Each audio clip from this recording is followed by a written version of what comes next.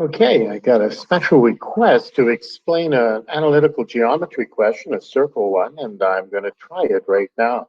One thing with the question I didn't explain, there's quite a few things they set up in this question you got to sort of have right. One thing is that M is the center of the big circle here. Um, N is the center of the little circle. So that's an important thing. It's also given somewhere that A lies directly below M, and B is in the same horizontal line as M, the center here, the center of the big circle. So that's kind of given. And so here we go. It says determine the equation of the circle centered at M. So we go to M, and all you have to do is we need to figure out the equation of the circle. Here it is. There's the general equation of the circle. X minus a squared plus y minus b squared equals the radius squared. A and b are the center. If you can figure out the center, if you've got the coordinates, you can just put those points in here. Well, if we look at A is 1 to the left and 0 up, minus 1 and 0. That means the x coordinate of M is minus 1. That's the first coordinate. And if we look over here at B horizontally, it's got the same y coordinate as B. So the y coordinate of M must be 1. Well, that's kind of just about our answer. There's one other thing we've got from here. We've got that this distance right here, the distance from M to B, we've got to figure that out. But we just said we went a distance of 1 here from 0 to minus 1. That's a distance of 1. So the radius of this circle is 1. Well, we've got the radius is 1. We've got the center is minus 1 and 1. All we do is we put 1 in for R. Well, 1 times 1 is just 1. Instead of B, we put 1. Instead of A, we put minus 1. Well, two minuses make a plus. So the equation of this circle is x plus 1 squared plus y minus 1 squared equals 1. That's the equation of the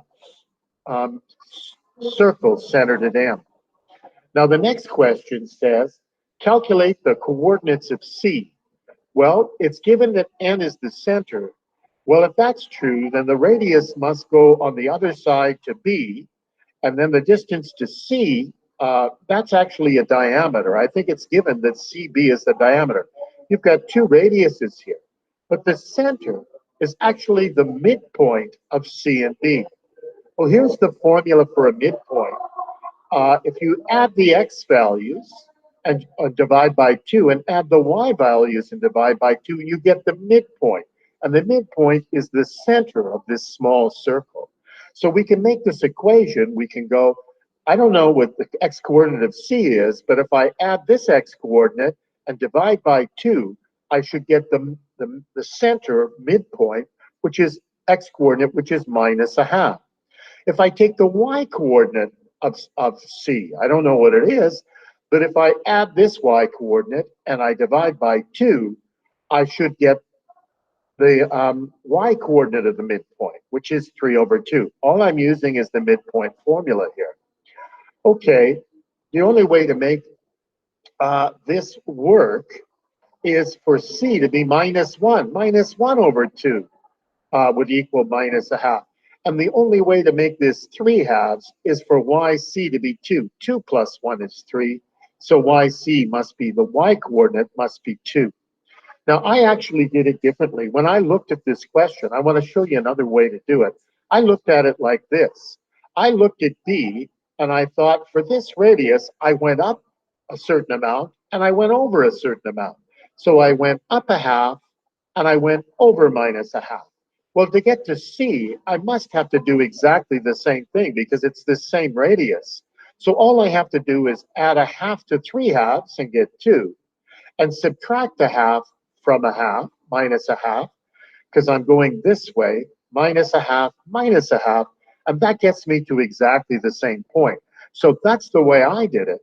I just looked at the structure of it, and I looked at the radius, and I made a triangle, and looked at the rise and the run, and that gave me the answer. Hopefully this helps people.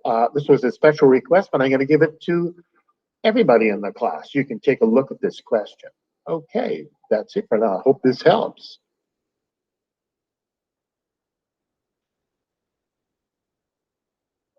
Okay.